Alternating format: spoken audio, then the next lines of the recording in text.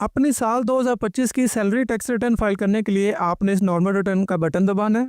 यहाँ पे लिखना है 2025, इसको चूज करना है और नेक्स्ट यहाँ से कंटिन्यू का बटन दबाना है। ये फॉर्म ओपन होते ही सबसे पहले आपको सैलरी का सेक्शन दिखाता है यहाँ पे, और इस सैलरी के सेक्शन के पहले हेड में आपने अपने पूरे साल की सैलरी को यहाँ पे लिख देना है।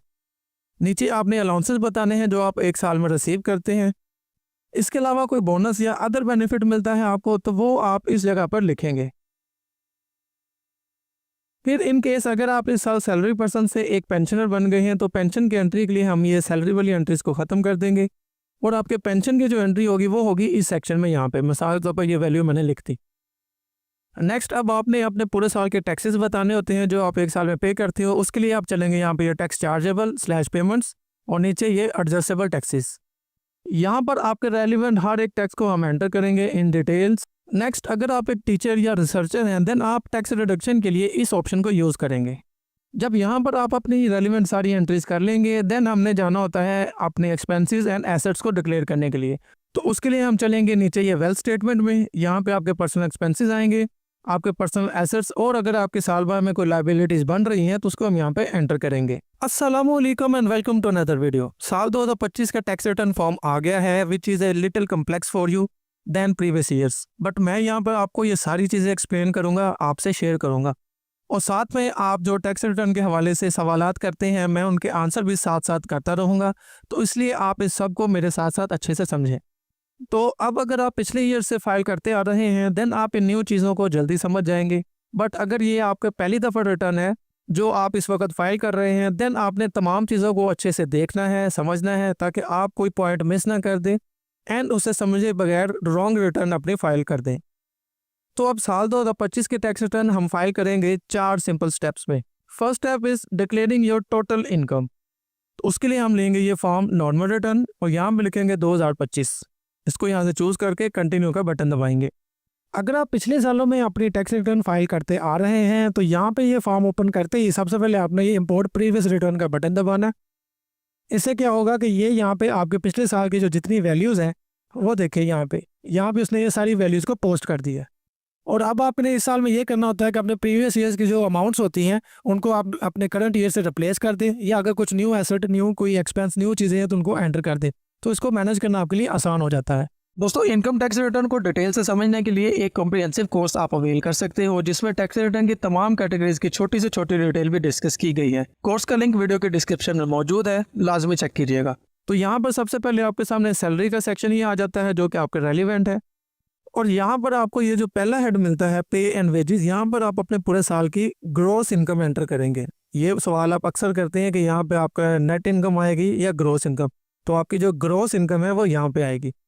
फिर नीचे ये हेड है अलाउंसेस का। ये अलाउंसेस होते हैं जो डिफरेंट डिपार्टमेंट्स में डिफरेंट होते हैं। मिसाल के तौर पर एक गवर्नमेंट का स्ट्रक्चर है जिसमें मेडिकल अलाउंसेस वगैरह जो सबके लिए कॉमन होते हैं और कुछ डिपार्टमेंट्स में ऐसे अलाउंसेस मिलते हैं, यूटिलिटी अलाउंस हो गया, रिस्क अलाउंस हो गया, जो आपकी मेन यानी जो एक गवर्नमेंट की तरफ से अलाउड होता है एक कॉमन गवर्नमेंट सर्वेंट को। उसके अलावा आपके डिपार्टमेंटल वैल्यूज़ या डिपार्टमेंटल अलाउंसेस होते हैं, वो जो आपके टोटल होंगे ना उनको आप यहाँ पे लिखेंगे। मिसाल के तौर पर मैं 25,000 यहाँ पे लिख देता हूँ।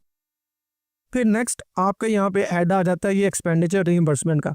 ये मैं आपको कई दफ़ा बताया कि ये वो एक्सपेंसेस होते हैं जो साल भर में आप अपने डिपार्टमेंट में अपनी जेब से करते हैं और फिर साल के एंड पे आपको पे के थ्रू या बाय हैंड या चेक के थ्रू किसी भी तरह से आपको जब वापस पे हो जाते हैं उनकी अमाउंट जो होती है वो यहाँ पे आती है। मिसाल के तौर पर हम इसको भी 50,000 लिख लेते हैं। नेक्स्ट नीचे हेड है यहाँ पे वैल्यू ऑफ प्री रिक्विजिट, यानी ये जो आपको ट्रांसपोर्टेशन अलाउंसेस मिलते हैं गवर्नमेंट सर्वेंट्स को जिसको हम टी अलाउंस भी कह देते हैं समटाइम्स, तो उसमें उसके बिहाफ पे जो आपको बेनिफिट मिलता है ना, जितना पैसा मिलता है वो आप यहाँ पे लिख सकते हैं। नेक्स्ट है यहाँ पे profit in lieu of addition पे, यानी आपके पूरे साल में जो बोनसेस मिलते हैं, आपको जो अदर बेनिफिट्स मिलते हैं। मिसाल के तौर पर ईद बोनस मिल गया, कोई आपने अच्छी परफॉर्मेंस की अपने डिपार्टमेंट में तो आपको एक्स्ट्रा बोनस मिल गया, या आपके पूरे डिपार्टमेंट को मिल जाता है, जैसे वो किसी प्रोजेक्ट पे काम कर रहे हो तो आपको एक्स्ट्रा बेनिफिट्स जो मिलते हैं ना वो आप यहाँ पे लिखेंगे। वो एक साल में आपका जितना भी आपको मिला होगा वो लिख देंगे। ये सारी वैल्यूज़ अपनी सैलरी के रेलिवेंट आपने अपने एनुअल टैक्स पे उससे ले सकते हैं या आप अपने अकाउंट डिपार्टमेंट जो है उससे भी आप ये हासिल कर सकते हैं। लिखने के बाद आपने इनको करना है कैलकुलेट, तो यहाँ पे कैलकुलेट हो जाएंगी और ये सब जब कैलकुलेट हुई तो देखिए इसने टोटल आपका बना दिया 13,15,000 आपके टोटल पे। अब इस साल में उन्होंने क्या किया है कि यहाँ पे एक हेड दे दिया है पेंशन एंड एन्युटी का। ये पहले हम डिक्लेयर करते होते थे अदर सोर्सेज में जाके, अब उन्होंने यहाँ पे दे दिया, क्योंकि यहाँ पे ये पूरे साल में जो आपको पेंशन मिलती है वो भी आ जाएगी और एन्युटी वगैरह भी आ जाएगी। अब इस साल में आप अगर एक पेंशनर बन गए हैं तो आपकी सैलरी एलिमेंट जितनी भी चीज़ें वो ख़त्म हो जाएंगी, और ये पेंशन स्लैश एन्युटी इस सेक्शन के आगे आप अपने टोटल साल की जो पेंशन है वो डिक्लेयर करेंगे। तो उसकी अमाउंट हम यहाँ पे लिख सकते हैं, मिसाल के तौर पर मैं 7 लाख ये लिख देता हूँ, ठीक है। अब अगर आप सैलरी पर्सन है तो सैलरी को फॉलो करेंगे, अगर आप पेंशनर हैं तो सैलरी वाली सारी वैल्यूज़ को यहाँ से डिलीट कर देंगे, देन आप कंटिन्यू करेंगे। ये सारी वैल्यूज़ को एक साथ नहीं लेंगे। यहाँ पे एक और बड़ा कॉमन क्वेश्चन होता है कि मैं 4 महीने तो इस साल में रहा था सैलरी पर्सन, उसके बाद मेरी रिटायरमेंट होगी और बाकी 8 माह की मुझे मिली है पेंशन। उस केस में आपने ये करना है कि जितने मंथ की आपको सैलरी मिली होगी वो आपने उतने मंथ की सैलरी डिक्लेयर करनी है। उसी हिसाब से आपने अलाउंसेस बताने हैं उस 4 मंथ में जितने भी आपको मिले होंगे, और बाकी जो 8 मंथ की आपकी होगी पेंशन वो आप यहाँ पे डिक्लेयर करेंगे। उस सूरत में आप ये सभी हेड्स को यूज़ कर सकते हैं। लेकिन अगर आप पूरा साल सैलरी पर्सन रहे हैं तो फिर आपने ये पेंशन वाली फिगर को यहाँ पे एंटर नहीं करना, और अगर आप पूरा साल में पेंशनर रहे हैं देन आपने इन सैलरी वाली फिगर्स को यहाँ से हटा देना है, ठीक है। मैं यहाँ पे फिलहाल ये पेंशन वाली को हटा रहा हूँ क्योंकि इसके ऊपर मैं पूरी वीडियो बनाऊंगा पेंशन वालों के लिए, तो फिर आप उसको फॉलो कर सकते हैं। अभी हम चलते हैं सैलरी पर्सन के हवाले से और सैलरी इंडिविजुअल जितने हैं उनके हवाले से। इसको हम कर दिया कैलकुलेट। उसके बाद नेक्स्ट इनकम आपकी क्या हो सकती है, आप प्रॉपर्टी अगर आपकी और आप अगर उस पर कोई रेंट रिसीव करते हैं तो आप इस प्रॉपर्टी की सेक्शन में आएंगे और यहाँ पे अपने रेंट रिसीव्ड और रिसीवेबल में पूरे साल पे जितना रेंट रिसीव किया वो लिखते हैं। मिसाल के तौर पर हम कहते थे 3 लाख, इसको करेंगे कैलकुलेट। और यहाँ पर ये आपके जो 60,000 रुपया है उसको 1/5 यानी बिल्डिंग की रिपेयर की सूरत में आपको माफ़ कर देते हैं, यानी ये 2,40,000 आपका कंसिडर होगा और 60 लाख रुपये माफ़ हो जाता है, क्योंकि ये गवर्नमेंट की तरफ से भी आप साल भर में जो अपने प्रॉपर्टीज़ पे मेंटेनेंस वगैरह करवाते हैं उसको 1/5 यानी टोटल रेंट का 1/5 आपको माफ़ कर देते हैं, तो वो यहाँ से निकल जाएगा और आपको 240 बाकी रह जाएगा। फिर नीचे देखें तो इंश्योरेंस, यानी अगर आप जिस चीज़ की आप ये रेंट रिसीव कर रहे हैं जिस बिल्डिंग वगैरह का उसकी इंश्योरेंस प्रीमियम करवाया हुआ तो साल भर में जो आप उसका इंश्योरेंस पे करते हैं तो उसकी अमाउंट यहाँ पे लिखेंगे। देन अगर आपको लोकल टैक्स यानी लोकल मार्केट टैक्स है आपका, जिस मार्केट में आपकी वो है बिल्डिंग वगैरह या शॉप्स वगैरह जो है सारी आपकी, तो उस पर आप जो लोकल टैक्स पे करते हो मार्केट कमेटी का या जो सिक्योरिटी वगैरह के देते हैं वो सारे, तो उसको आप यहाँ से एंटर करेंगे तो वो भी निकल जाएगा। अब इन एक्सपेंसेस के अलावा अगर आपकी प्रॉपर्टी पे कुछ ऐसी चीज़ें हैं जो आपने पे की हैं साल भर में जिनकी एंट्री यहाँ पे आपको नहीं मिलती, तो उसको आप यहाँ पे लिख सकते हैं। मिसाल के तौर पर आप 10,000 रुपया उसमें डिक्लेयर कर दें, यानी आपने वहाँ पे कोई आदमी रखा हुआ है कलेक्ट करने के लिए, आप उसको सैलरी देते हो, या आप अगर आते जाते हो ट्रैवल करते हो पेट्रोल का या बाइक का कोई खर्चा हो जाता है तो उसके जो एक्सपेंसेस है उसको आप यहाँ पे अदर में लिख सकते हैं, अदर डिडक्शंस में। इसको आप करेंगे कैलकुलेट, तो ये भी इसके साथ में यहाँ पे देखें ये ऐड हो गया। नेक्स्ट पॉसिबल इनकम आपकी ये हो सकती है कि आप एक एग्रीकल्चर से भी आप हासिल करते हो, आपका एग्रीकल्चर ज़मीन है तो आपने इस एग्रीकल्चर हेड में आना है और यहाँ पे आपने पूरे साल की जो आपके एग्रीकल्चर इनकम होगी उसको आपने लिख देना है। अभी क्योंकि ये फार्म जस्ट लॉन्च ही हुआ है तो ये फील्ड अभी इन्होंने डिसेबल रखी हुई है, इसको अभी इनेबल नहीं किया, तो ये आने वाले दिनों में जब तक आप इसको फाइल करेंगे ये इनेबल हो जाएगी, तो आप अपने साल भर की जो एग्रीकल्चर इनकम है उसको यहाँ पे लिख सकते हैं। नेक्स्ट आपकी एक पॉसिबल इनकम हो सकती है जो एक सैलरी इंडिविजुअल हासिल कर सकता है, वो होते हैं ये अदर सोर्सेज में रिसिप्ट एंड डिडक्शंस। और यहाँ पे देखिए तो ये बहबूद सर्टिफिकेट्स अगर आपने रखे हुए हैं तो इन पे आपको 1 साल का जितना बेनिफिट आता है वो लिख सकते हैं आप। उसके बाद अगर आपने अपनी रॉयल्टी किसी को पे की है, रॉयल्टी कहते हैं जब आप अपनी सर्विसेज किसी को देते हैं, कंसल्टेंसी देते हैं और उसके बाद अगर आपको वो पे कर दे तो वो आप यहाँ पे सेक्शन में एंटर कर सकते हैं। फिर अगर आपने लोन या एडवांसेस किसी को दिए हुए हैं वो आपको वापस मिल गए हैं तो इसमें आ जाएगा। इसके अलावा आपको प्रॉफिट एंड डेट मिला है तो उसकी अमाउंट आप यहाँ पे लिख देंगे, या अदर रिसिप्ट। इसके अलावा कोई ऐसी इनकम जो यहाँ पे लिस्ट नहीं होती और वो आपको मिल रही है तो उसकी एंट्री आप इस खाने में अदर रिसिप्ट में करेंगे। तो अब आपने अपने रेलिवेंट जितनी भी इनकम्स हैं जैसे मैंने एक्सप्लेन की हैं आपने अपने रेलिवेंट हेड में यहाँ पे डिक्लेयर कर देनी है। और इसके बाद जो नेक्स्ट स्टेप आता है वो होता है declaring all of your taxes जो आप 1 साल में पे करते हैं। तो टैक्सेस को पे करने के लिए हम चलेंगे यहाँ पे नीचे tax chargeable slash payments and then नीचे यहाँ पे एडजस्टेबल टैक्सेस।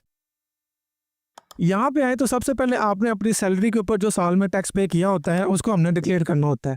वो वैल्यू एक तो आपको मिल जाएगी आपके एनुअल पे स्लिप से जो आप अपने अकाउंट डिपार्टमेंट से ले सकते हैं, उसको लेके आपने यहाँ पे 149 के अगेंस्ट डिक्लेयर करना होता है।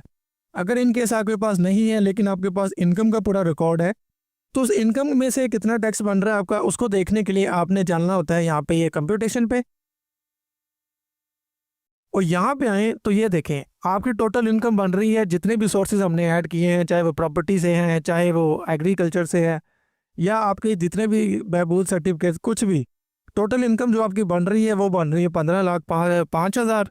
और उसके ऊपर जो आपका टोटल टैक्स चार्जेबल बन रहा है 2025 की टैक्स स्लैब्स के हिसाब से वो बन रहा है 75,750। ठीक हो गया। अब यहाँ पे एक ट्विस्ट ये है जो आपने हर सूरत समझना है कि यहाँ पे ये टोटल टैक्स आ रहा है जो आपकी टोटल इनकम है, लेकिन being a teacher, being a researcher, आपको 25% टैक्स रिडक्शन अलाउड है इस 2025 तक, इसके बाद नहीं। 2025 तक आपको अलाउड है जो आप क्लेम कर सकते हो।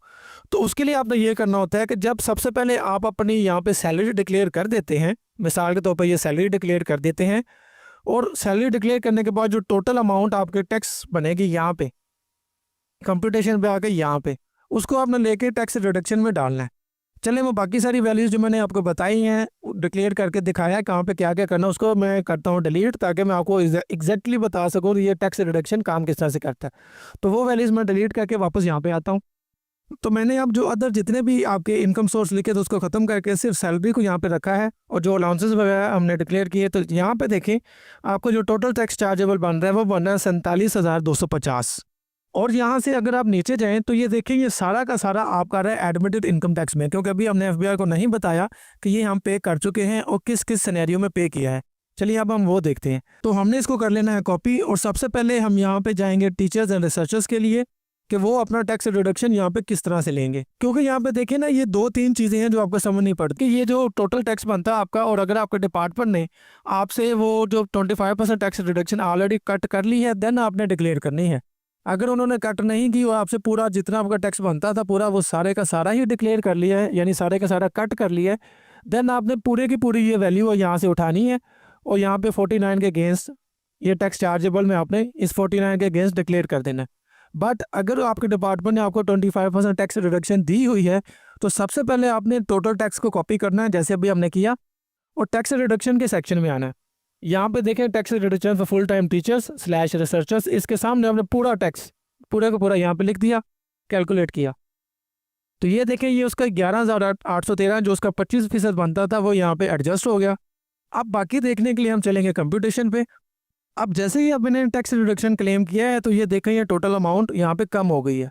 अब ये जो टोटल टैक्स चार्जेबल बन रहा है ये बन रहा है यहाँ पे आपकी सैलरी का, आपके डिफरेंट अलाउंसेस का, आपके डिफरेंट बोनसेस का, सभी का मिलके ये बन रहा है यहाँ पे। ठीक है, टोटल अमाउंट का जितनी आपकी टोटल सैलरी के अगेंस्ट अलाउंसेस जितना कुछ था सब कुछ।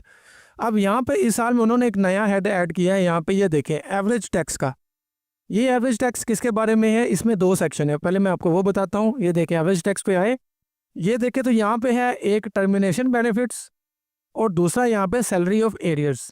ठीक है, ये 2 हेड है यहाँ पे जिसको हमने एवरेज करके यहाँ पे डिक्लेयर करना होता है जो आपको पूरे साल में आपके साथ हुआ है। अगर तो आप टर्मिनेट हो गए हैं उस साल में तो टर्मिनेशन बेनिफिट्स एंड टर्मिनेशन की सूरत में जो एक साथ आपको अमाउंट मिली है उस पर कितना बना है ये मैं कैलकुलेशन भी करके बताता हूँ।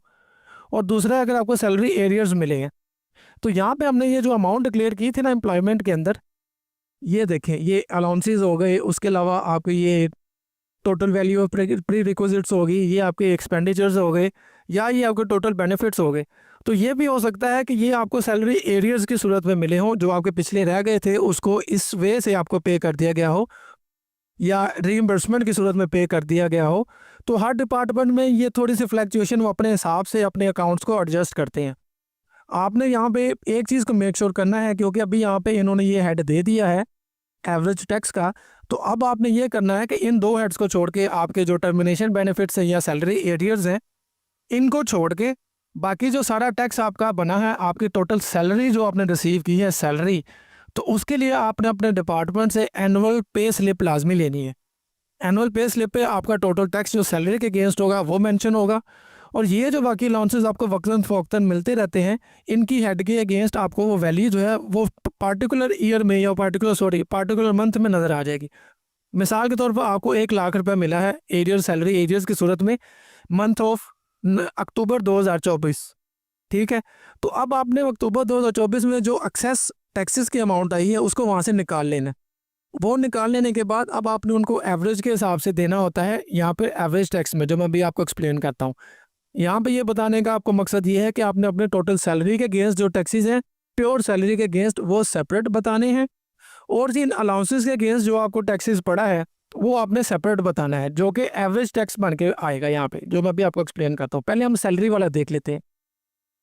वापस चलते हैं हम यहाँ पे कंप्यूटेशन पे, और हम अज्यूम कर लेते हैं कि यहाँ पे ये जो 35,000 था, इसमें से जो 30,000 है वो है आपका सैलरी के अगेंस्ट टोटल। जो आपकी सैलरी थी 12 लाख पहले हमने डिक्लेयर की थी, और फिर हमने अलाउंसेस के साथ उसको 13,15,000 बनाया।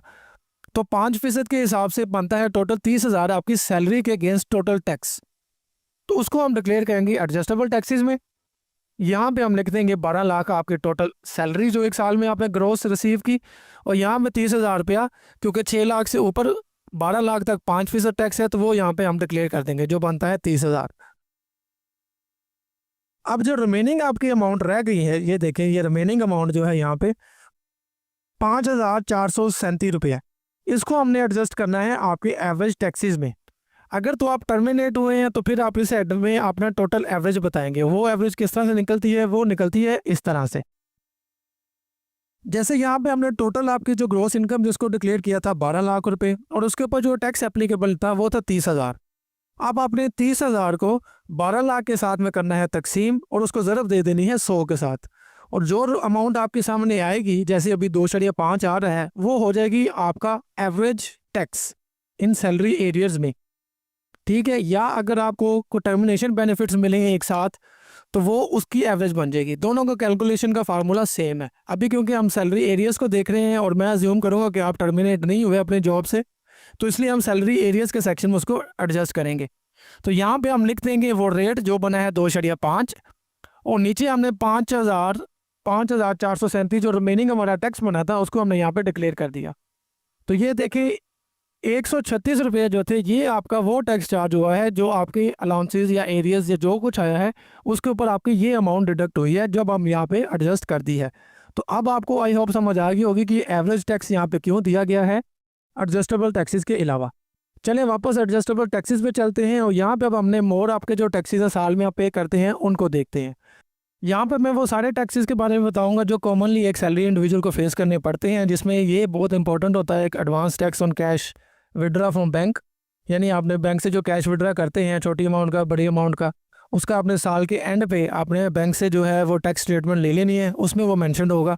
उसको लेके आपने प्लस वाला आइकन दबा के ऊपर बैंक अकाउंट नंबर लिखना है, नीचे आपने लिख देना है कि वो आपका बैंक अकाउंट किस अगेंस्ट वो कटा है आपका, जैसे सेविंग, नेम ऑफ इंस्टीट्यूशन। ये देखें, ये उन्होंने एक कंटेंट बना देते हैं यहाँ पे, जो आप यहाँ पे एंटर कर सकते हो, तो उसको आप लेके आप इस सेक्शन में बता देंगे। नेक्स्ट देखें तो इस साल इन्होंने ये मोटर व्हीकल रजिस्ट्रेशन को एक एक वैल्यू को अलग कर दिया। अबव 850, उसके अलावा बिलो 850, नीचे सारा देखें तो ये 1,000 से इतना 1,300, ये सभी हेड उन्होंने यहाँ पे अलग अलग कर दिए। पहले क्या होता था, वो सिंपल एक वैल्यू लेते थे बस, और ठीक है जी मेरी कार के केस मैंने रजिस्ट्रेशन ली करवाई है तो इतना टैक्स कटा। अभी क्योंकि हर हेड का डिफरेंट टैक्स उन्होंने कर दिया हुआ है, और उन्होंने बड़ा एक्सप्लेन कर दिया भी हर हेड को अलग अलग आपने किस तरह से हर एक कैपेसिटी, इंजन कैपेसिटी पे जो है वो डिफरेंट किस्म का टैक्स चार्ज होता है। तो इसलिए हर एक की वैल्यू यहाँ पर लहदा दी हुई है। अगर आपने गाड़ी परचेज़ की है, उसके रजिस्ट्रेशन करवाई है, तो आपने अपने रेलिवेंट इंजन कैपेसिटी यहाँ पे देख लेनी है, और उस हिसाब से उसका टैक्स यहाँ पे बताना है। मिसाल के तौर पर प्लस आइकन दबा के ऊपर आप इंजन नंबर लिखेंगे, एक्साइज रजिस्ट्रेशन नंबर जो होता है, नीचे आप कंटेंट लिखेंगे उसका क्या है, मॉडल कौन सा है, मेक क्या है, सारा इंजन कैपेसिटी क्या है, और उस पर जो टैक्स डिडक्शन हुई होगी वो आप यहाँ पे बता देंगे। इस सेक्शन में बताएंगे टोटल रिसिप्ट, यानी मिसाल के तौर पर 20 लाख, उसके ऊपर जितनी टैक्स डिडक्शन हुई थी रजिस्ट्रेशन करवाने पे, तो वो अब यहाँ पे आ जाएगी। ये आ रही हैं सारी सेल के सेक्शन, देखें ये सेल है, ये सब सेल में आ रहा है, और ये देखें ये रजिस्ट्रेशन में आ रहा है। आपके जो भी केस होगा रजिस्ट्रेशन वाला होगा तो ऊपर वालों को फॉलो करेंगे, सेल वाला होगा तो ये सेल वालों को फॉलो करेंगे। तो नेक्स्ट यहाँ पर जो आपका टैक्सेस आ सकता है वो होता है आपका इलेक्ट्रिसिटी बिल के ऊपर, जो आपके इनकम टैक्स उसमें मेंशन होता है, समटाइम्स मेंशन नहीं भी होता। अगर आपके बिल्स में मेंशन है तो ऊपर आप यहाँ पे अपना लिखना है रेफरेंस नंबर, नीचे आपने इलेक्ट्रिसिटी कंपनी, लेस्को, गैपको जो भी होगा लिख के टोटल अमाउंट को आप इस सेक्शन में बताएंगे, और उसके साथ जो टैक्स होगा वो इस सेक्शन में आएगा। मैं एक करके भी दिखाऊंगा ताकि आपको समझ आ जाए, इसलिए मैं हर एक नहीं कर रहा ताकि वीडियो ज़्यादा लंबी ना हो जाए। उसके बाद नीचे आपका ये टेलीफोन आ जाता है, फिर सेल फोन आ जाता है, और आपका ये फ़ोन बिल, इंटरनेट बिल, ये सारी चीज़ें आ जाती हैं। मिसाल के तौर पर जैसे आपका सेल फ़ोन है, ये तो हर एक के रेलिवेंट है, इसलिए मैं ये करके बताता हूँ। सेल फ़ोन में आपको इसको ओपन करके ऊपर अपना नंबर लिखना है, नीचे आपने लिख देना है ये जैज़ है या जोंग है, जो भी कंपनी होगी आपने लिख के इसको सबमिट करना है। ये देखिए इस तरह से ज़ीरो वाली वैल्यूज़ आ देती हैं। रिसिप्ट में आपने टोटल अमाउंट लिख देनी है एक साल में जितना आपने किया है, और यहाँ पे आपको वो टैक्स आ जाएगा जो इस साल में डिडक्शन हुई है। ये आपको आपके जो अपनी कंपनी से मिलता है टैक्स सर्टिफिकेट, उसके ऊपर भी लिखा होता है। जैसे मैंने जोंग और जैज़ की यहाँ पे बनाई हुई है वीडियोस, उनका लिंक आपको डिस्क्रिप्शन में मिल जाएगा कि आप किस तरह से ये विदहोल्डिंग टैक्स सर्टिफिकेट ले सकते हो। वो लेके आपने यहाँ पे बताना। ये कॉमनली क्योंकि 15% होता है, तो यहाँ पे 15% इसकी अमाउंट आ जाएगी जो कि बनती है 750 रुपये। इसको हम यहाँ पे लेके कैलकुलेट करेंगे तो ये वैल्यूज़ यहाँ पे एंटर हो जाएंगी। इसी तरह से ये रेलिवेंट हेड आपने सारे देख लेने हैं जो आपको रेलिवेंट लगी। अगर किसी के समझ में ना आए तो वो रेलिवेंट हेड आप कमेंट सेक्शन में पूछ सकते हैं। हमारे फेसबुक के ऑफिशियल पेज पे आके गाइडेंस ले सकती हैं उसको किस तरह डिक्लेयर करना है, तो मैं आपको उसमें तो हम वहाँ पे आपको गाइड कर देंगे। तो मैं वहाँ पे भी आपको गाइड कर दूंगा, लिहाजा इस बात की आपने फिक्र नहीं करनी। फिर सबसे नीचे चले जाएँ तो एक सैलरी इंडिविजुअल जो कॉमनली कर सकता है वो ये कर सकता है कि उसके पास जो अपना क्रेडिट कार्ड है या अपना डेबिट कार्ड है, उससे अगर वो बाहर से कोई चीज़ परचेज़ करता है तो उसके ऊपर भी अब यहाँ पे टैक्स डिडक्शन होती है 5% for filer and 10% for non filer. तो वो हेड आएगा ये वाला, person remitting amount abroad through debit credit. तो अगर आपने एक साल में जितनी ट्रांजैक्शन बाहर की हुई है, मिसाल के तौर पर हम ये कह देते हैं 52,000, और उसके ऊपर जो टैक्स डिडक्शन हुई है वो हम यहाँ पे लिख देंगे। लिखने के बाद हम इसको कर देंगे यहाँ से कैलकुलेट, तो ये वैल्यू भी यहाँ पे ऐड हो जाएंगी। इस तरह से देखें ये सारी वैल्यूज़ जो है एक सैलरी इंडिविजुअल की यहाँ पे ऐड होती जाती हैं सारी।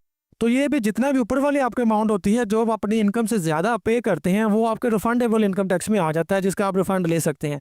मुश्किल से मिलता है, थोड़ा लेंथी प्रोसेस होता है, लेकिन मिल जाता है।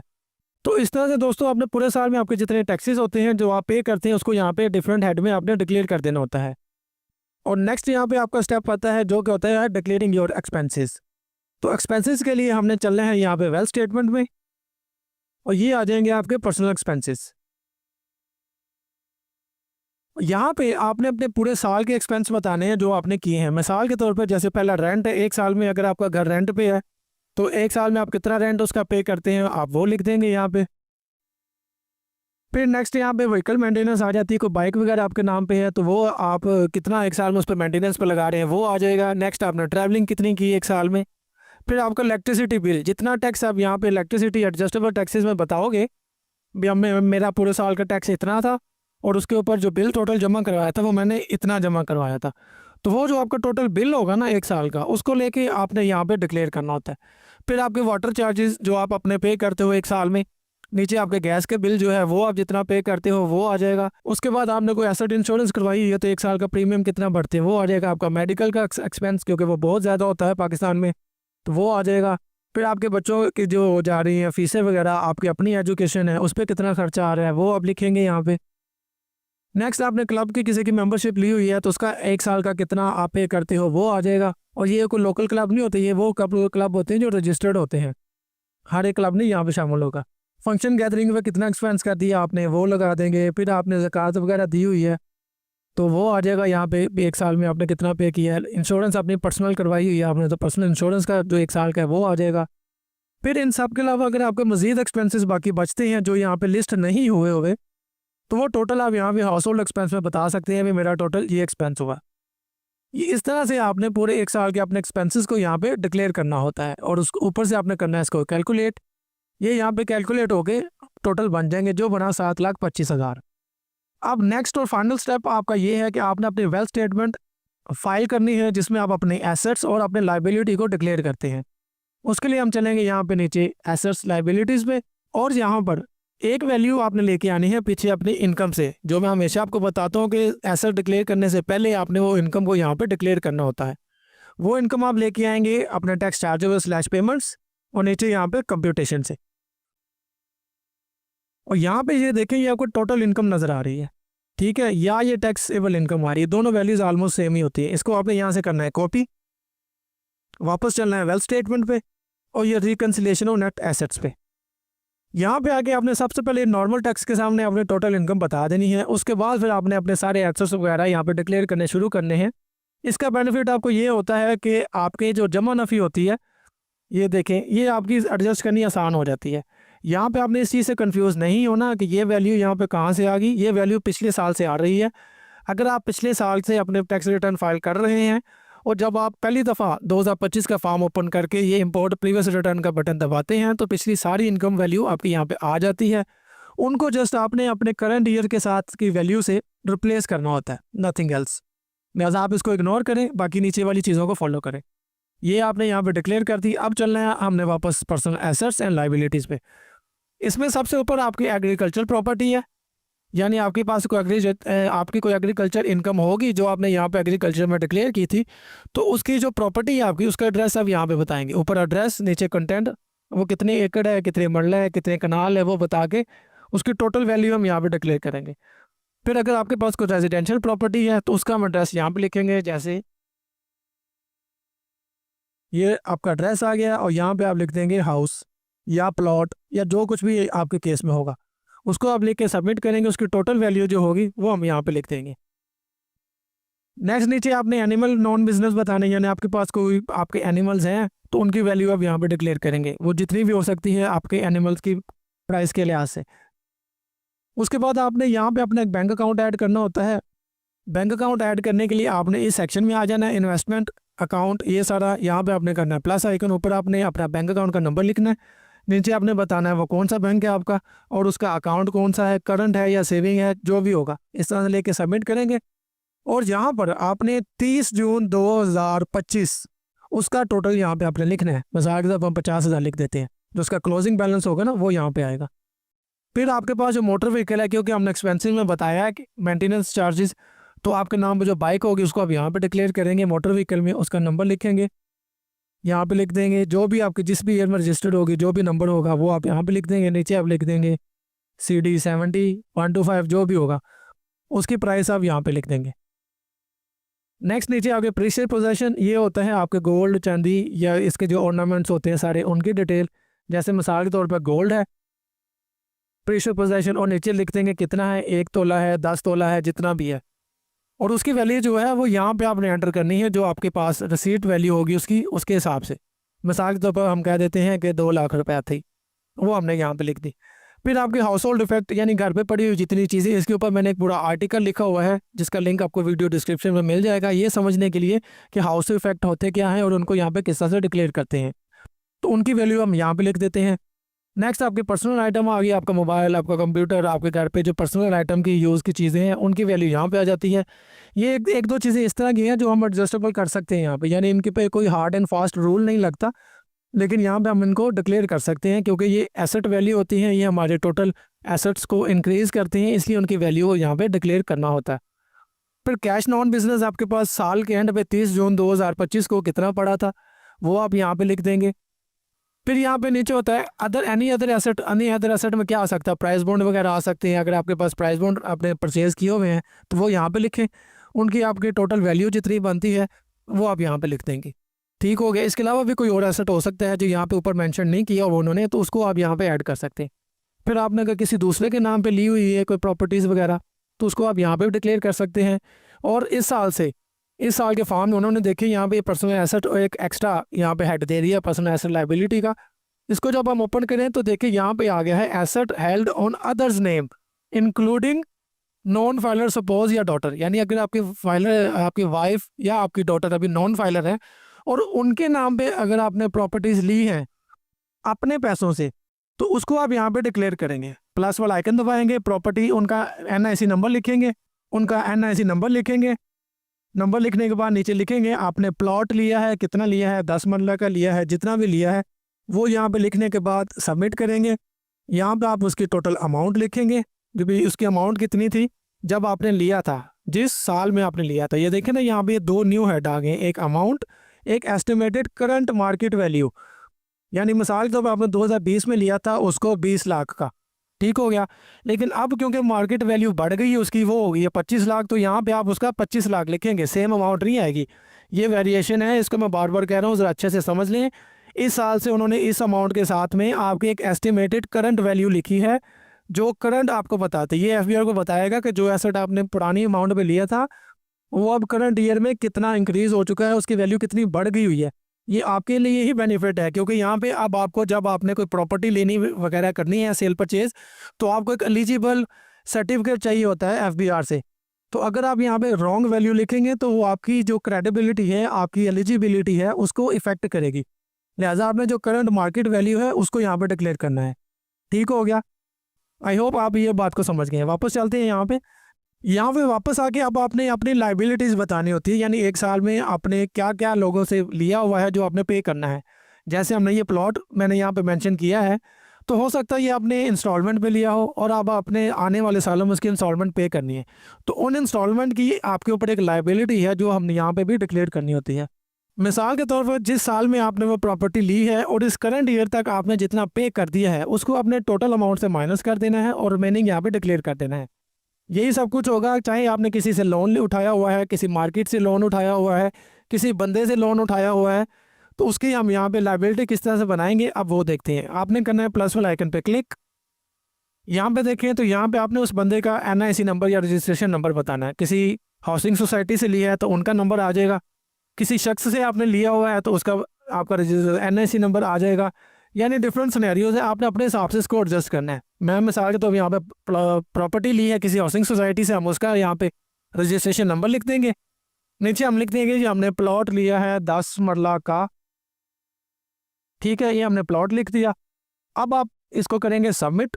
अब यहाँ पे आपने बताना है कि यानी जब सा आपने ली हुई है वो टोटल अमाउंट थी उसकी 20 लाख, और इस करंट ईयर जून 30 2025 तक जितना आपने पे कर दिया है वो आप कर देंगे माइनस, और बाकी यहाँ पे बता देंगे। मसाक तो हम कह देते हैं जी 20 लाख में से 5 लाख पे हो गया और बाकी 15 लाख यहाँ पे हम डिक्लेयर कर देंगे, तो ये आपकी लाइबिलिटी है।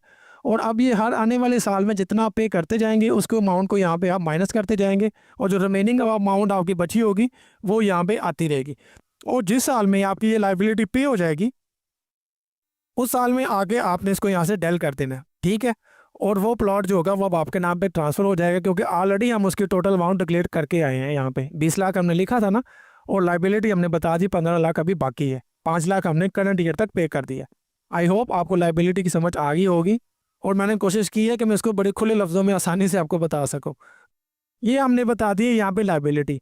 नेक्स्ट हम रिकन्सिलेशन पर चलें तो यहाँ पे 2-4 ऐड और भी हैं। मिसाल के तौर पर आपसे कोई फ़ॉरेन रेमिटेंस आती है, कोई बाहर से आपका भाई कज़न को गया हुआ है जो आपके अकाउंट में पैसे भेजता है, तो उसको आप यहाँ पे डिक्लेयर करेंगे। आपको इनहेरिटेंस इस साल में मिली है और आपके नाम पे ट्रांसफ़र हो गई है, 2 शर्तें हैं, मिली है और इस साल ट्रांसफ़र भी हो गया आपके नाम पे, तब आप डिक्लेयर करेंगे। अगर आपको मिली है और नाम पे ट्रांसफ़र नहीं हुई तो फिर आपने इनहेरिटेंस उस साल में बतानी है जिस साल में आपके नाम पे ट्रांसफ़र होगी ऑफिशियली। उसके बाद अगर आपको कोई गिफ्ट मिला है बाप से, किसी दोस्त से, किसी रिलेटिव से, किसी भी सूरत से, तो गिफ्ट को आपने यहाँ पे बताना है। गिफ्ट बताने वाले का NIC नंबर आएगा ऊपर, नीचे बताएंगे गिफ्ट क्या है। मिसाल के तौर पर कार है, मिसाल के तौर पर प्लॉट है, जो भी है वो लिख के आप उसकी वैल्यू को यहाँ पे देंगे। मिसाल के हम बता देते हैं जी 2 लाख रुपए, अज्यूम कर रहे हैं ना। उसके अलावा अगर आपकी कोई प्रॉपर्टीज़ थी, ठीक है, प्रॉपर्टीज़ आपने सेल कर दी इस साल, और उस सेल के ऊपर आपको जो गेन हासिल हुआ है उस गेन को आप यहाँ पे बताएंगे। मिसाल के तौर पर आपका घर था जो हमने यहाँ पे डिक्लेयर किया है, उसको आपने सेल कर दिया और आपने लिया था 20 लाख का, इस साल आपने उसको सेल कर दिया 25 लाख, तो वो जो ऊपर वाला 5 लाख होगा ना वो यहाँ पे आएगा आपका गेन डिस्पोजल में, ठीक हो गया। और जो टोटल अमाउंट आप उसकी होगी वो होगी यहाँ पे कैपिटल गेन वाले सेक्शन में जाके, यहाँ पे कैपिटल गेन लॉस, यहाँ पर आप टोटल अमाउंट बताओगे जो थी।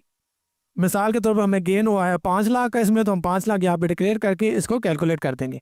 तो इस तरह से गेन वाली होती है। मेरी ये पूरी वीडियो है इसके ऊपर कैपिटल गेन किस तरह से डिक्लेयर करते हैं, ये आपको वीडियो डिस्क्रिप्शन में मिल जाएगी, क्योंकि इसमें और भी बड़ी चीज़ें कंसिडर करनी पड़ती हैं, तो आप वो वीडियो लाजमी देखिएगा। वापस चलते हैं हम यहाँ पे। और इसके बाद अगर आपको किसी और सोर्स से कोई इनकम मिली है, कोई एसेट है आपका जो यहाँ पे लिस्ट नहीं है, तो उसको आप यहाँ पे अदर में बता सकते हैं, ठीक है। यहाँ पे भी सेम डिक्लेयर करने का सेम ही तरीका है। फाइनली यहाँ पे नीचे देखें तो ये आउटफ्लोज का आपको सेक्शन मिलेगा जिसमें आपके टोटल एक्सपेंसेस आ रहे हैं, और अगर आपकी कोई एडजस्टमेंट है जो आपने आउटफ्लो की है जो यहाँ पे लिस्ट नहीं है तो उसको आप यहाँ पे डिक्लेयर कर सकते हो। और अगर आपने किसी को गिफ्ट दिया है इस साल, वो गिफ्ट किस नेचर का था आपने वो लिख देना है। यहाँ पे उस बंदे का NIC आएगा जिसको आपने गिफ्ट दिया, नीचे वो कंटेंट आएगा भी क्या गिफ्ट दिया और उसकी फिर अमाउंट यहाँ पे डिक्लेयर हो जाएगी। तो ये भी आपका आउटफ्लो बन जाएगा, यानी आपका एक्सपेंस हो जाएगा एक। और अगर आपको लॉस हो जाता है इन केस आपने कोई अपने जो एसेट आपने सेल किया है वो 20 लाख का लिया था और 15 लाख में आपने बता दिया है, तो यहाँ पे वो आप 5 लाख रुपया लॉस डिक्लेयर कर देंगे भी ये मुझे गेन नहीं हुआ, ये मुझे लॉस हुआ है, ठीक हो गया भाईजान।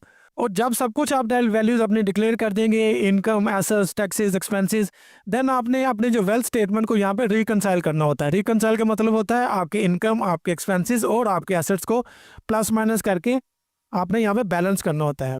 मैंने क्योंकि यहाँ पे आपको हर एक चीज़ एक्सप्लेन की है, इसलिए यहाँ पे इसको मैनेज करना, इसको ज़ीरो करने के लिए यहाँ पे हमें काफ़ी सोचना पड़ेगा, बड़ा लंबा जाना पड़ेगा। लेकिन जब आप अपनी इनकम बना लेंगे, एक एक्सेल शीट बना लें, गूगल शीट बना लें, उसमें आप अपने एक्सपेंसेस, टैक्सेस सब कुछ बराबर करके डिक्लेयर करते रहेंगे ना, तो आपके लिए इसको ज़ीरो करना कोई मुश्किल बात नहीं होगी। अगर आप अपने पहले साल के टैक्स रिटर्न फाइल कर रहे होंगे ना, ये देखिएगा, एक बार लाजमी नोट करें, पहले साल के टैक्स रिटर्न में आप जब अपने ट्रू वैल्यूज़ को एक्सपेंसेस में, इनकम में, एसेट्स में देने के बाद आपके यहाँ पे जितनी भी ये अमाउंट बच जाएगी ना, इसको आपने यहाँ से उठाना और आपने एसेट्स प्रीवियस ईयर में जाके ऐड कर देना, तो ये आपके यहाँ पे ऑटोमेटिकली एडजस्ट हो जाएगी। लेकिन अगर आप डिफरेंट साल में टैक्स रिटर्न फाइल करते आए हैं, तो फिर तो आपको पहली बात है पता ही होगा यहाँ पे हमने किस तरह इसको ज़ीरो लेके आना है। अगर नहीं भी पता तो मैंने आपको बता दिया, आपको अपने एक्सपेंसेस और एसेट्स को बैलेंस करना पड़ता है, जमा नफ़ी करना पड़ता है ऊपर नीचे, ताकि ये अमाउंट ज़ीरो हो सके। जब फाइनली यहाँ पे ये अमाउंट ज़ीरो हो जाएगी, आपकी बैलेंस शीट जो है, जिसको हम वेल्थ स्टेटमेंट कहते हैं, ये हो जाएगी, यहाँ पे बैलेंस ज़ीरो आ जाएगा वहाँ पे।